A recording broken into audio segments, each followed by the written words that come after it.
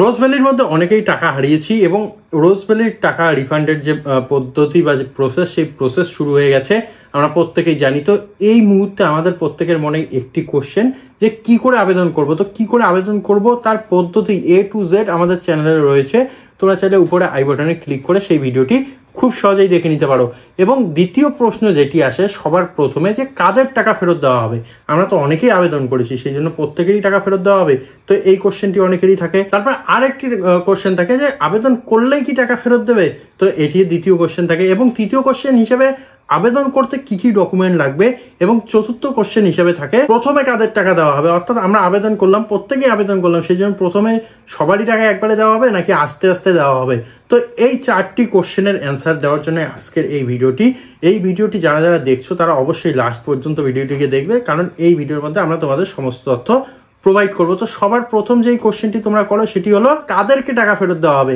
তো এই কোশ্চেনটি যারা যারা করছো তাদেরকে আমি বলছি, যারা যারা এই রোজ ভ্যালির মধ্যে টাকা রেখেছে এবং যারা টাকা হারিয়েছে তাদেরকে প্রত্যেককেই টাকা দেওয়া হবে। এবং তারপরে দ্বিতীয় যে কোশ্চেনটি করে যে টাকা আবেদন করলে কি টাকা দিয়ে দেবে। তা আবেদন করলেই টাকা এমন ব্যাপার নেই, তোমাদের ডকুমেন্ট ভেরিফিকেশন হবে সবার প্রথমে।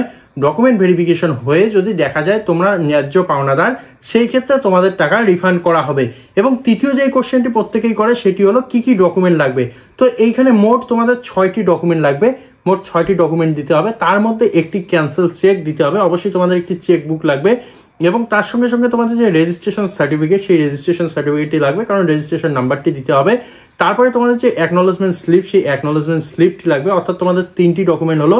তার সঙ্গে সঙ্গে তোমাদের একটি আইডেন্টিটি প্রুফ লাগবে, অর্থাৎ তোমরা যে সেই ব্যক্তি বা সেই নমিনি বা তার যে ন্যায্য পাওনাদার, সেই জন্য একটি আইডেন্টিটি প্রুফ লাগবে। তার সঙ্গে সঙ্গে একটি অ্যাড্রেস প্রুফ লাগবে, অর্থাৎ তোমাদের যে ঠিকানা, পার্মানেন্ট ঠিকানা বা তোমাদের বর্তমান ঠিকানা, সেই বর্তমান ঠিকানার একটা অ্যাড্রেস প্রুফ লাগবে। এবং তার সঙ্গে একটি তোমাদের ব্যাংক পাসবুক লাগবে। এবং এই ব্যাংক পাসবুকের ফ্রন্টের যে ছবি, সেই ছবি তুলে কিন্তু আপলোড করতে হবে। এবং যেই 6টি আমি ডকুমেন্ট বললাম প্রত্যেকটি তোমাদের কিন্তু অনলাইনে যখন তোমরা ফর্মটি ফিল আপ করবে তখন সেইখানে গিয়ে আপলোড দিতে হবে। প্রত্যেকটি ডকুমেন্টকে আপলোড করতে হবে, তাহলেই তোমাদের আবেদন সম্পূর্ণ হবে। এবং চতুর্থ সব থেকে বেশি করা যে কোশ্চেনটি সেটি হলো প্রথমে কাদের টাকা দেওয়া হবে। তো এইখানে কিন্তু প্রত্যেকেই এই কোশ্চেনটি করে যায় যে আমরা 10,000 রেখেছি, অনেকেই 50,000 রেখেছে, অনেকেই 5 লাখ রেখেছে। তো প্রথমে কাদের টাকা দেওয়া হবে, যারা বেশি টাকা রেখেছে নাকি কম টাকা রেখেছে। তো এইখানে আমি বলবো, আমরা কিছুদিন আগে একটি ভিডিও বানিয়েছিলাম, সেই ভিডিওর মতো আমরা এই কথা বলেছিলাম। তো আজকেও বলছি। তো প্রথমে যারা 5,000-এর নিচে পাওনাদার রয়েছে, অর্থাৎ 5,000-এর মধ্যে যারা পাওনাদার রয়েছে, প্রথমে তাদের টাকা দেওয়া হবে। তারপরে ধাপে ধাপে ধাপে ধাপে যত বেশি টাকা রেখেছে যারা, তাদের টাকা ফেরত করা হবে। তো এইখানে আরেকটি কোশ্চেন থেকেই যায় যে প্রত্যেকের সব টাকাই কি ফেরত হবে বা সুদে আসলে কি সব টাকাই ফেরত করা হবে। এইখানে একটি কথা বলো, কলকাতা হাইকোর্টের নির্দেশে কিন্তু এই টাকাগুলো ফেরত দেওয়া হচ্ছে। এবং কলকাতা হাইকোর্টের নির্দেশে যে কমিটি গঠন করা হয়, সেই কমিটি কিন্তু এই টাকা ফেরত দিচ্ছে। তাদের কাছে যে অ্যামাউন্টটি রয়েছে জমা, সেই অ্যামাউন্টের টাকা ভাগ করে যতটা করে পড়বে সেই হিসাবেই প্রত্যেককেই টাকা দেওয়া হবে। এইখানে কিন্তু তোমাদের বলা যাবে না বা তোমাদেরকে কেউ বলতে পারবে না যে তোমাদের 100% যত টাকা তোমরা দিয়েছো বা তোমাদের সুদে আসলে বা লাভে যে টাকাটি রয়েছে সেই টাকা তোমরা ফেরত পাবে, এমনটি কিন্তু কখনোই নয়। যে টাকা রয়েছে, যে ফান্ড রয়েছে, সেই ফান্ডের উপর যতটা টাকা দেওয়া সম্ভব একটি ব্যক্তিকে, সেই টাকাটি দেওয়া হবে। যদি ফান্ড ঠিক থাকে, যদি এই আমানতকারীদের টাকা এবং ফান্ডের টাকা যদি সমান হয়, তাহলে প্রত্যেককেই সমান টাকা দেওয়া হবে বা প্রত্যেকের যা পাওনা সেই পাওনা দেওয়া হবে। যদি দেখা যায় যে না, পাওনা দেওয়ার পরেও টাকা থাকছে, তারপরেও তাদেরকে লাভ সহ টাকা দেওয়া হবে।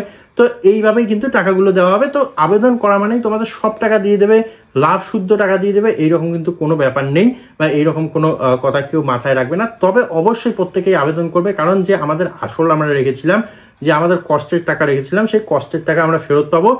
কবে পাবো এই কথাটিও অনেকেই বলে। তো এইখানে আমি বলবো যে কবে পাবো এই ব্যাপারটিকে ছেড়ে দিন, সবার আগে আবেদন করুন, সবার আগে স্টেপগুলো কমপ্লিট করুন।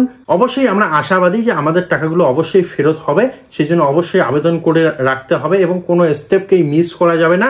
এবং কোনো স্টেপ যদি মিস করতে না চান বা না চাও, সেই জন্য আমাদের চ্যানেলটিকে সাবস্ক্রাইব করতে হবে, কারণ আমরা এই চ্যানেলের মধ্যে তোমাদের সমস্ত আপডেট দিয়ে দেবো। তো আশা করি এই ভিডিওটি তোমাদের কাজে লাগবে। যদি কাজে লাগে অবশ্যই বন্ধুবান্ধব পাড়া প্রতিবেশীর সঙ্গে কিন্তু শেয়ার করতে হবে, একদমই ভোলা যাবে না। এবং চ্যানেলটিকে অবশ্যই সাবস্ক্রাইব করতে হবে, এটি কিন্তু মাস্ট। চ্যানেলটিকে সাবস্ক্রাইব করতে হবে।